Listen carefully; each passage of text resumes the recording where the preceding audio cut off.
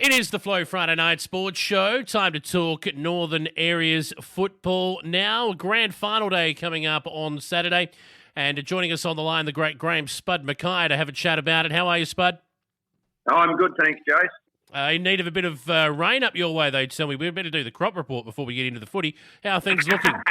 Yeah, we had a little bit there last weekend. At the footy, it was a bit wet there for a bit, but we're looking for a bit more than that. So I think the Mallee did pretty well out of it, so that was good. At least somebody got it. But, it wouldn't go astray. Yeah, that is true. Very wet in the Mallee. Certainly Pinaroo copped a bit of rain, and I think the reserves players might have copped a fair bit of the rain. We'll get to that scoreline in a moment. But first we'll start with the youngsters, the junior Colts. It was your Jamestown Peterborough boys in the end, 6-10-46 over Crystal Brook, 3-2-20. So your boys into the grand final. Yeah, they played pretty well, even up until half-time. 4 points to 1 point, no goals in that first half. And then Jamestown Peterborough had a good third quarter, kicked 4 goals, and that pretty much set it up. Crystal Brook actually kicked 3 in that quarter too, so there were 7 goals scored after having not been able to score a goal in the first half. So Jamestown Peterborough deserved the opportunity to get back. Yep, so they will have another crack this weekend. The senior Colts preliminary final saw another low-scoring clash, Orroroo in the end, kicking a little bit straighter. That's what got them through against Southern Flinders, 6-1-37 to 3-6-24. But Southern Flinders certainly had their chances in the last quarter, just couldn't put it between the two big sticks. Yeah, having seen Southern Flinders play in the elimination final on the Sunday, I thought that they played pretty well then, but they weren't able to get it. And, I mean, obviously, 9 scoring shots to 7, and they kicked themselves out of it by not being able to get them through the goals. But Orroroo deserved that. There was a solid win for them. Yes, indeed. We go to the reserves preliminary final, and a bizarre game of football, this one, that saw Southern Flinders kept goalless for 3 quarters, and in the end they only went down by a point. That's what we're talking about here. I've never seen a scoreline like this. 2-5-17 to Southern Flinders 2-4-16. It was almost a game of soccer. Yeah, it was. It was very, very low scoring, but difficult conditions. You're right about the rain. It rained before, and it didn't rain for the whole match or anything like that, but when it rained, it was just a pretty solid downpour, and then it sort of looked like it was clearing up, and then back it had come again. So they had the worst of the conditions, and hence the scoring. But this was a little bit of an upset. We thought Southern Flinders would get back and have another crack at Broughton Mundura, because they only just lost to them in the qualifying final. So it was Crystal Brook will now sort of give themselves a chance, because they haven't got their A grade in. So I noticed there was a couple running around in their B grade that have been playing A grade during the year, so that no doubt gives them a bit more strength. Yeah, no doubt about that. And then we get to the A grade preliminary final, which was, well, let's be honest, a non-event. For Orroroo, it was a chance for another hit out before the grand final. They absolutely flogged BMW 22-14, 146 to BMW 4-7-31. Orroroo, safe to say, had no trouble playing to the conditions, Spud. No, they didn't. 7 goals to 1 in the first quarter, game all over pretty much.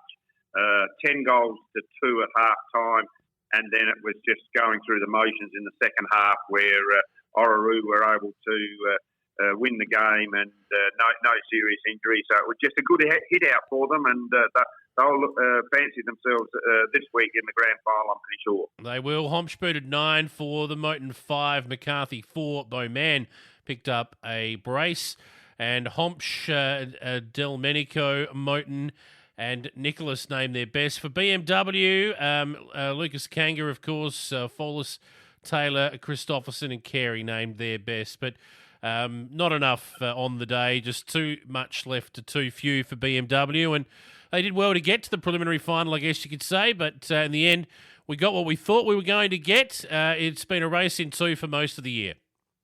Yeah, it certainly has been. And you sort of touched on it there with BMW. It's probably...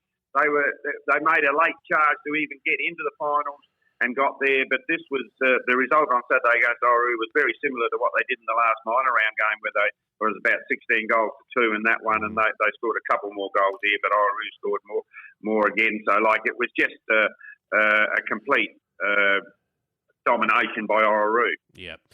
So we get to grand final day at Crystal Brook, and the day is going to start, I think, at 9:15. Broughton Mundura taking on Jamestown Peterborough. Spud, can your boys get a flag here? Well, anything's possible on the day, isn't it? But Broughton Mundura have been the outstanding side for the whole season. The Jamestown Peterborough did beat them in the last minor round game, but that was Broughton had a depleted side. You would think that Broughton Mundura with Charlie Dickinson and Cooper Firm, who polled 30 and 29 votes respectively in the medal, will give a fair bit of domination to them. Of course, Jamestown Peterborough have the medal winner in Jackson Clark, so they will rate themselves. They got 4 or 5 really outstanding players. But I think Broughton Mundura might be a little bit too strong all over the ground for them. Yep. Speaking of Broughton Mundura, get used to hearing their names. They will be front and centre for the Senior Colts Grand Final, undefeated throughout the season, taking on Oru, who have been their natural challengers all year. But let's be honest, Broughton Mundura, it's all about them. They should win this fairly well, Spud. Yeah, coached by Trevor Sims, the junior coach of the year up here. Done a fantastic job for Broughton Mundura since he came back from Sturt, and he still contributes to the club very well. Oru have got Jed Dignan playing there, but I reckon this match will again be in favour of Broughton Mundura. Yep. And they'll be front and centre again in the reserves grand final, obviously qualifying for all grand finals, Broughton Mundura, and they've only had the one loss in the reserves or the B grade for the year. They'll take on Crystal Brook, who have come from third to make the grand final. They'll be strengthened with, as Spud said before, a couple of A-graders back in that side, or guys that have predominantly played A-grade throughout the year. But will it be enough? No, probably not. Broughton have got the medal winner in Ryan Bogan, and along. They usually have a very good B-grade side, fairly quick side. They've a lot of players that play B grade for them that aren't quite A grade standard, but they certainly are strong B graders, and I think Broughton Mundura will be too quick for them, and they'll probably get the points. Okay. And then the A grade grand final, Broughton Mundura again taking on the minor premiers Oru, who had to cash in their double chance and made the most of it last week. Oru have been there and thereabouts all year. Broughton Mundura, of course, beating them in the second semi-final, but can they get them again, Spud? Well, this is about the only one where I reckon Broughton Mundura might be in a bit of trouble because Oru have been able to, if we look back through the season, I think they've only lost once to them and they've beaten them twice, and they beat them fairly well up at Oru, but of course this is played at Crystal Brook. But they do, like it's a very good lineup with Broughton Mundura, with Jonah Grimes in the ruck. That is the one area where I see them having a little bit of an advantage with Aidan Lee not being able to play for Oru, being out with his knee. That will give Broughton Mundura first use of the ball in the centre. He played well in the qualifying final. So, but then if you look at Oru's juniors, or not juniors, they're on ballers. They will be able to, I think, counter that because we've got Darren Hughes, John Nicholas, Will Bennett, Tom Moten, all experienced players that will be able to man up on Broughton. Broughton Mundura may have Matty Hayes back, which I don't think that they didn't have him in the qualifying final, but he may be one that comes back, but that's probably not going to be enough. It's interesting up forward. With Broughton Mundura, they'll probably start with Dylan Hewitt at full forward, and William Hewitt is either centre half forward or full forward. They change around a little bit, and if they need somebody in defence, Dylan Hewitt can go back and play there.